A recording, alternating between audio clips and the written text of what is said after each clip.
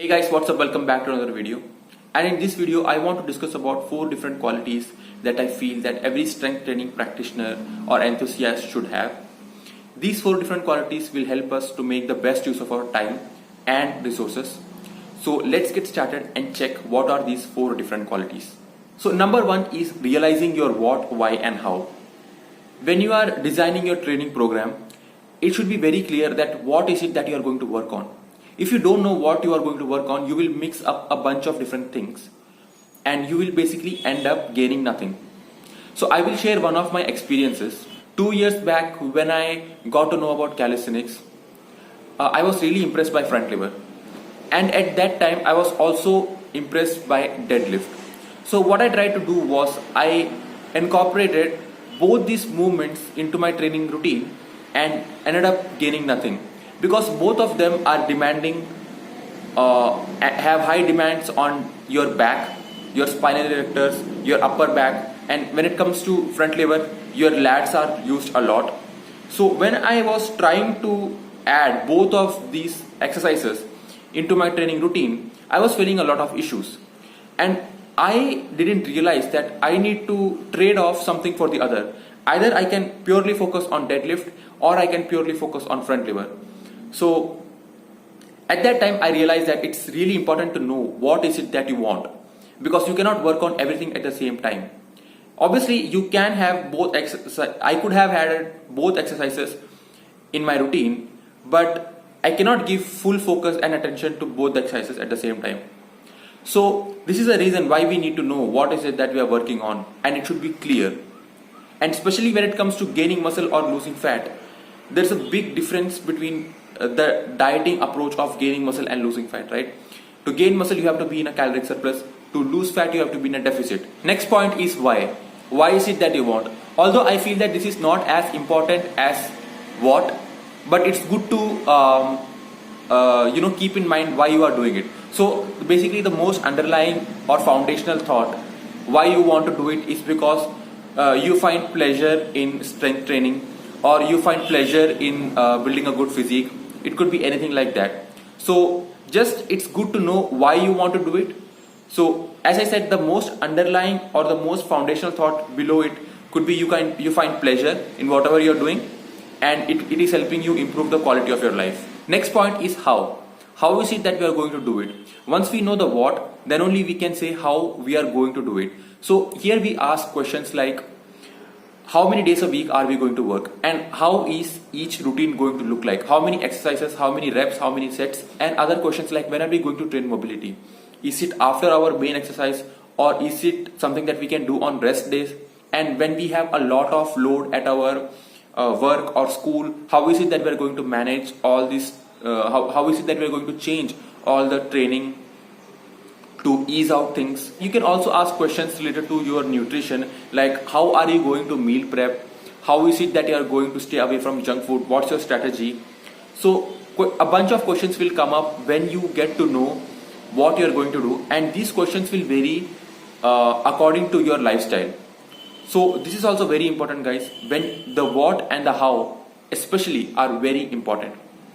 So once you have figured it out, we can move to the next step, and that is discipline, time management and hard work.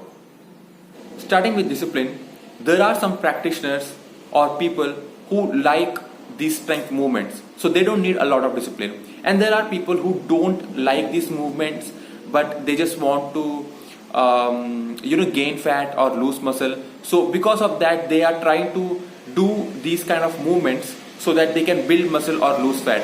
So the amount of discipline that every person needs will be different, and this is at this point it relates a bit with your why. Why is it that you want to do it? So based on your why, your discipline or your motivation levels will be different. But one thing is for sure, that once you stick to the routine for a couple of months and you start getting results, then from there onwards you don't need a lot of motivation or a lot of discipline. It will become a habit. The second point is time management. I will not speak much about time management because anybody who has tried to work on their strength or work on or any recreational athlete, let's just say any recreational athlete, will know that time management is really important. We need to manage our job, career, work, and our school, college, exams along with this. So managing your time has to be important. And again, it is a very personal question how every individual or every different trainee will have to manage their time according to their lifestyle and according to their needs. Next point is hard work. So when it comes to hard work, it's not always about hard work, to be honest. Along with discipline, time management, hard work is important. But we also have to make sure that we do some smart work along with it. Because sometimes things can get so hectic that we need to work out a bit smart and find a way. Let me just quickly go through an example where I can explain the difference between a hard work and smart work. Let's assume it's Wednesday morning, 7, and I have to be at work by 10 a.m. Now I have a pull routine coming up, a plan for the day, and I don't really feel like getting out of bed and doing it. It needs some amount of discipline, or I need to work hard to get out of bed and get that thing done. So that is an example of hard work. You need to work hard. If you want that, you need to work hard. Now let's take another example where it's not Wednesday morning, it's Friday morning. So Friday morning 7 a.m. again I have to be at work by 10 a.m. and I don't feel like working out that day. What can I do? So I know weekend is coming. Next day is Saturday. So what I do at those times is I will merge my Friday session and Saturday session into one, and I will do that on Saturday. So obviously I cannot take all exercises from Friday and all exercises from Saturday and do it on Saturday, but I can take the most important compound movements from Friday's workout. Let's say it's a pull workout, and Saturday let's say it's a push workout. I can take the most important compound movements from pull and from push and do that on Saturday. And on Friday I can take a bit of rest, because sometimes life can get so hectic and you don't want to push yourself all the time. So in this way I am not losing much on my training. At the same time I could take a bit of extra rest. So that was about discipline, hard work, time management. The third quality is ditching this all or none attitude. So what is this all or none attitude? This attitude compels us to think in a way where either we want something or we don't want it at all. So usually it happens when we want the end result but we don't want to go through the process, or we don't enjoy the process. So you would have found yourself ending up a lot of times in this situation where you, for one day you follow a bad diet and you end up gaining a lot of weight because you entirely gave up on it. The reason behind it that you wanted everything to be perfect. So another example could be you missed your training routine for a day, or let's say a couple of days in a row, maybe because you had a lot of workload or your exams were coming up. So because of that, let's say if you miss up training sessions in a couple of days in a row, then from there onwards you entirely give up on your training. So we can see one of the main reasons it happens is because people try to achieve or attain perfection. So one thing that we need to realize is that perfection doesn't exist, and anybody who's trying to be a perfectionist will end up gaining nothing. So this is the reason why we should come out of this black and white mentality that either I will get it or I will not get it, and we should enjoy the process more instead of just sticking at and looking at the end goal. And another reason why I feel that people get victimized by this all or none attitude is because of digital social platforms.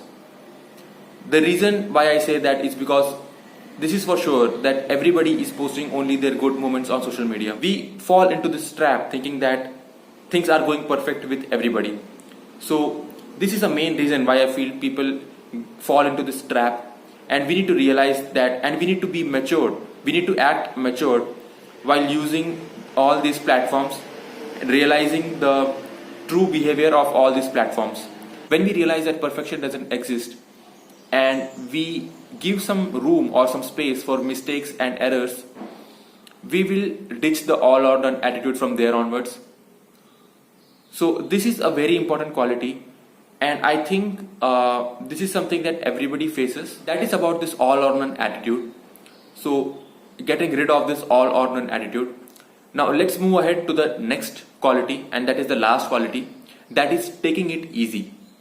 Let's say you have been working on a routine for a couple of months in a row without taking any breaks, any deloads. It is always recommended to take a break.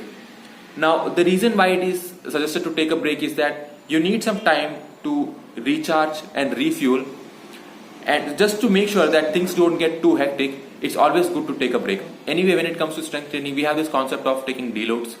So deloads are really helpful, and we should never skip our deloads because they truly help us recharge our batteries, and when we get back to the training session we are even more stronger, and not only stronger, we feel much more refreshed. So these are the 4 qualities, guys, that I feel that are important, and you can think about it.